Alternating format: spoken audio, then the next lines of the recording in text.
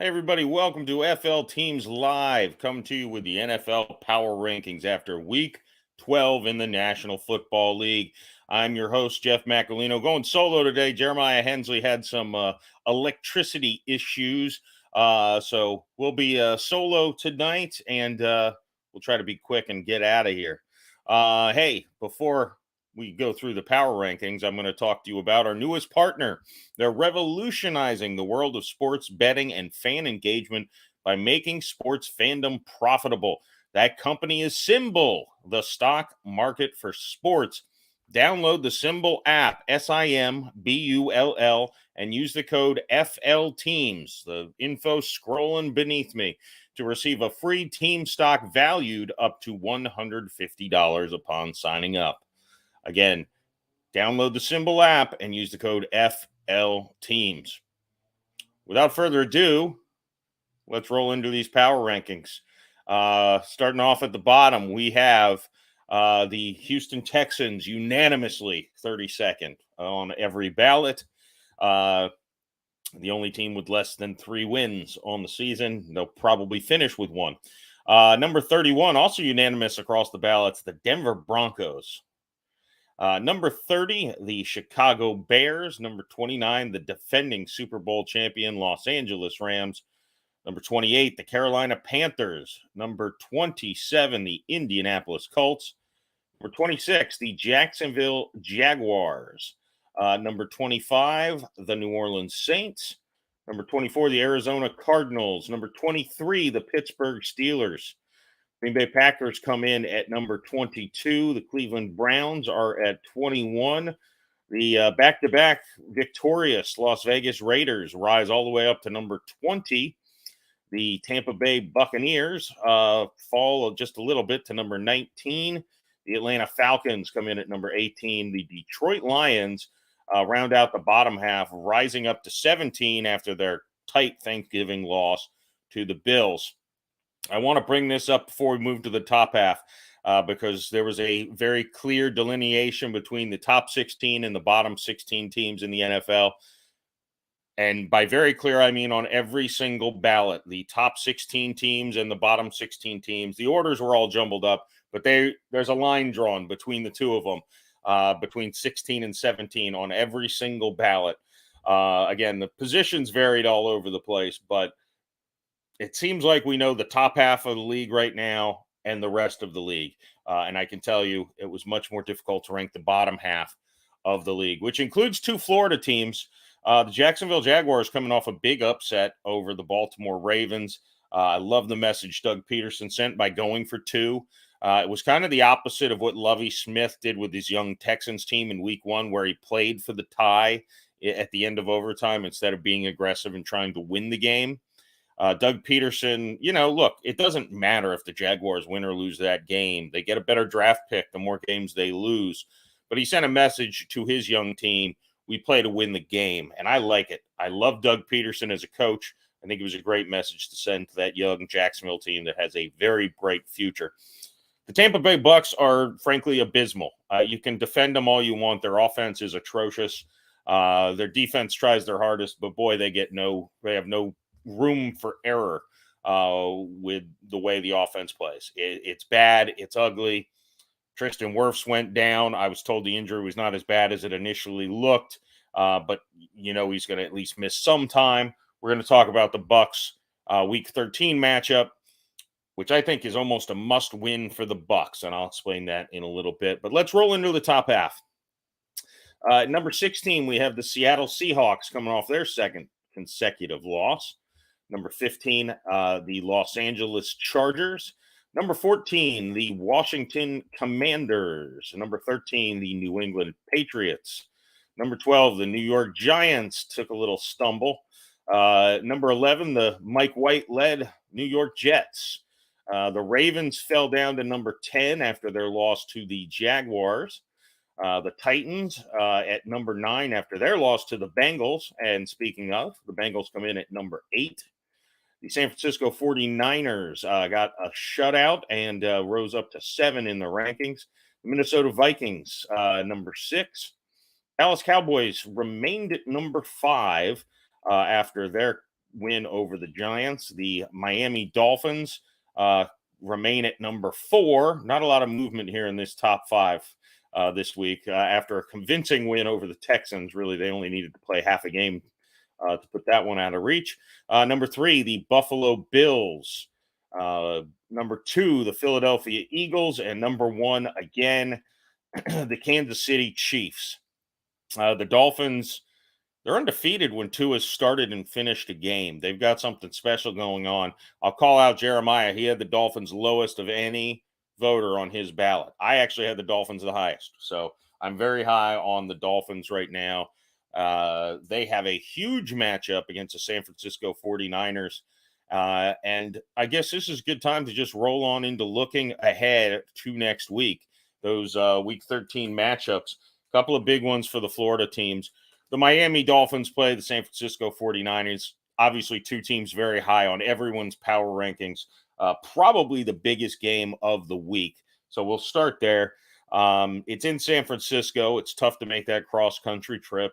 San Francisco's got a heck of a defense, and that's why I'm so excited for this matchup, because Miami's offense hasn't really stumbled outside of really when Tua was injured, and then his first game back against Pittsburgh, they were a little rocky at times. And Bradley Chubb's really raised the level of what Miami's done on defense. San Francisco didn't look good offensively last week at all. Their only touchdown was a tipped ball off Tyrann Mathieu's hands that the receiver made a great catch in the end zone on. You wonder with the defense, I mean, they gave up some drives. The Saints had 2 drives in the fourth quarter. They got shut down inside the 5-yard line, one on downs, one on an Alvin Kamara fumble. You know, you wonder how much, especially given their opponent, that was their opponent beating themselves, and how much was the 49ers having a good defense. I think it was probably a combination of both.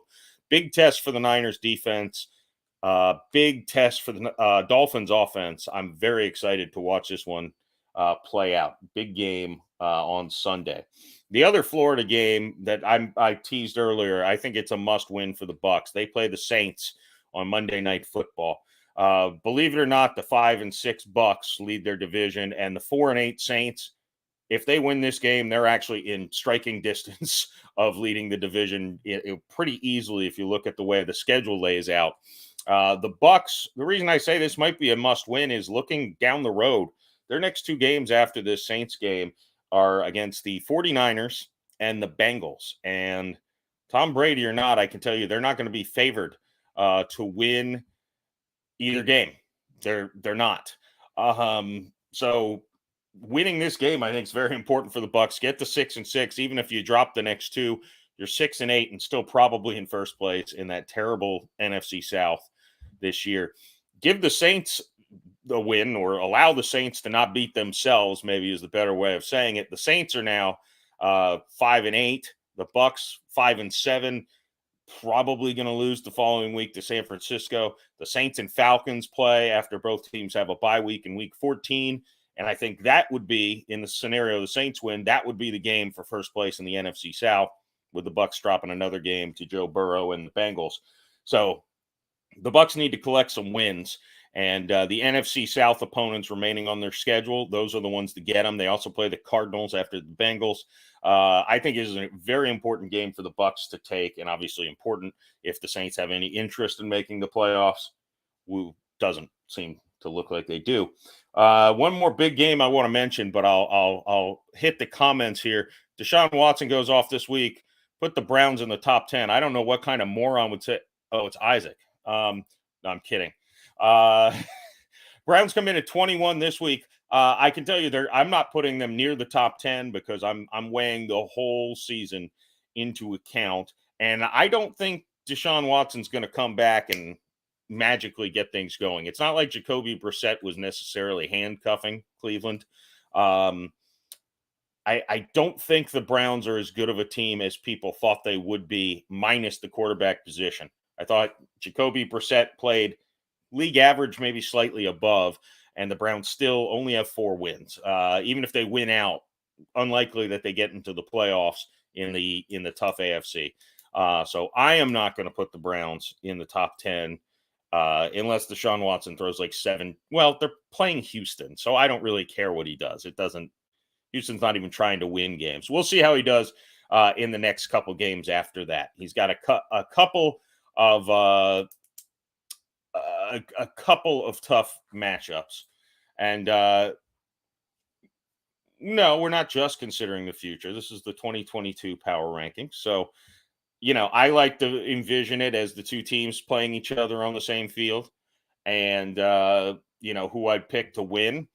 But at the same time, I'm not going to put the Raiders, if they win out, I'm not going to put them in the top 10 either, unless, I guess, if they win out, maybe they would sneak into the playoffs. But I don't think Deshaun Watson's going to be the magic pill, a guy who hasn't played in almost 2 years, to fix all that ails the Browns. That's just my thoughts on it. Anyways, I do want to touch on Kansas City. Cincinnati is another one that will probably affect our rankings quite a bit. For me, I believe I may have been the only voter who actually put the Chiefs number one on the ballot, but the way the ballots came in, the Chiefs still ended up number one.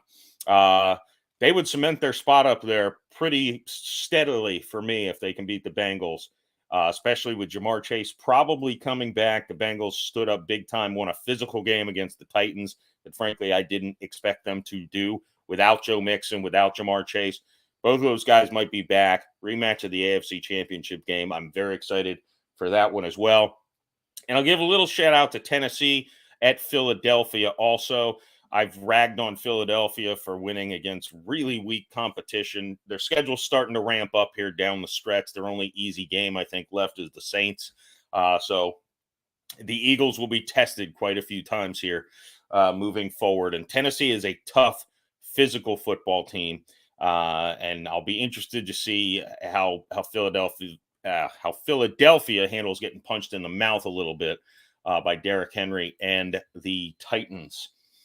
I think that'll wrap it up for us this week. A lot of exciting games coming ahead in week 13.